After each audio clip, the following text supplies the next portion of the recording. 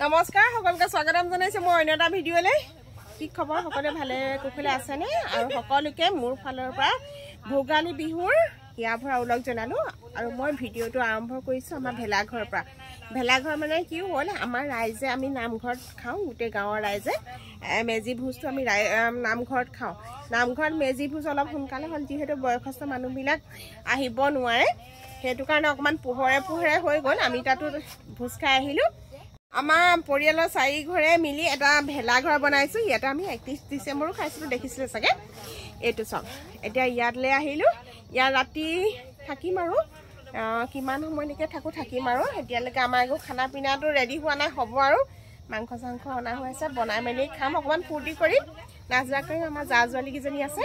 এয়া আমাৰ এওঁলোক ৰখাই নাই বাৰু ৰব আমাৰ বেক কেমেৰা কৰি দেখাই দিছো কোন কোন বহি আছে হল ভাইটি মানে মোৰ দেওৰ হয় এয়া সেই গাহৰি মাংস খৰিকাত দিবলৈ গছ বনাই আছে দেই গছ বনাই আছে গছ বুলি কয় আমি আপোনালোকৰ ফালে কি বুলি কয় হলখা বুলিও কয় কিছুমানে কিন্তু আমি গছ বুলিয়ে কওঁ এইটো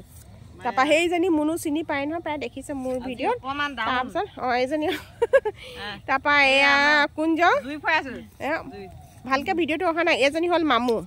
দেখিছে না আমাক ইজনীক দেখিয়ে থাকে আৰু এই জুই ফুৱাই আছো আৰু অকমান আমাৰ মেজি আৰম্ভ হ'ব আৰু এইফালে কলঠোৱা মেজি বনাই থৈছে ইটো ইয়াতে জ্বলোৱা হ'ব এইফালে আকৌ এয়া জুইত মাটি দাইল আৰু কাঠ আলু বনাই থকা হৈছে আনফালে এয়া চুঙাত গাহৰি মাংস বনাবলৈ লোৱা হৈছে ইয়াত কি হয় গাহৰি মাংসত পিঁয়াজ আদা নহৰু জলকীয়া ধনিয়া সকলোখিনি ইয়াতে ভৰাই লৈ এতিয়া চুঙাকেইটা জুইত দিয়া হ'ব আপোনালোকে যদি এনেকৈ চুঙাত দিয়া গাহৰি মাংস নাই খোৱা তেনেহ'লে খাই চাবচোন বহুতে ভাল হয় খাবলৈ মই বাৰু বনাব নাজানো এয়া মামু আৰু ভাইটিয়ে বনাই আছে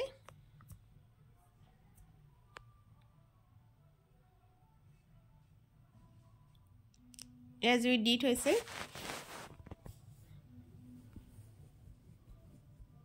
আপোনালোকে বাৰু মেজি ভোজ খালেনে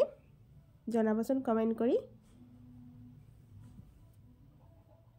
আনফালে এয়া মুনুৱে আকৌ গাহৰি মাংস খৰিকাত দিয়া হৈছে আজি মানে গাহৰি মেইন আমাৰ পোৱালিকেইটাই আকৌ এয়া কলঠোৱা মেজি বনাইছিলে তাকে জ্বলাবলৈ লৈছে এয়া ইহঁতি ভালকৈ বনাব নাজানে যে তাকে যে কৰিছে আকৌ কণীকেইটাই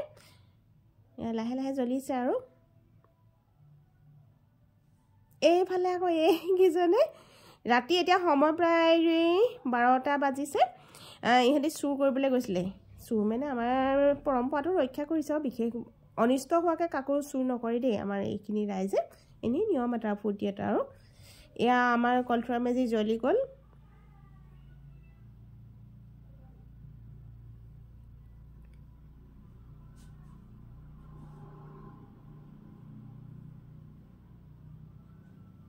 এইটো পৰম্পৰা বাৰু আপোনালোকৰ ফালে আছেনে কলঠোৱা মেজি জ্বলোৱা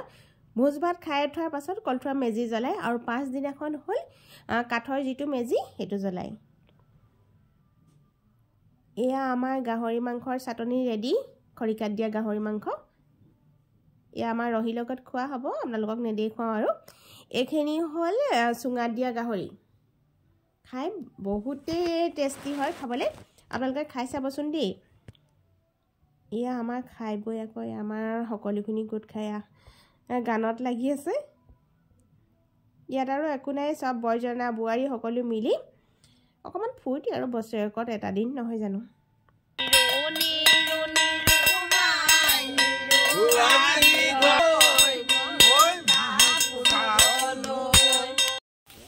এইখিনি হ'ল ৰাতিপুৱা মেজি জ্বলোৱাৰ দৃশ্য ৰাতিপুৱা মেজি জ্বলাওঁতে যিখিনি নীতি নিয়ম কৰে সেইখিনি মই নাপালোঁ মোৰ অকণমান দেৰি হ'ল মাছ ভাগতে গৈ পাইছোঁগৈ তাকে আপোনালোকৰ কাৰণে অকণমান ভিডিঅ' কৰি দেখাই দিলোঁ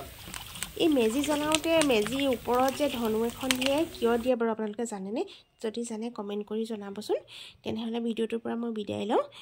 যদি ভাল লাগিল লাইক কমেণ্ট আৰু শ্বেয়াৰ কৰিব পুনৰ অন্য এটি ভিডিঅ'ত লগ পোৱাৰ প্ৰতিশ্ৰুতিৰে আজিলৈ আহিছোঁ নমস্কাৰ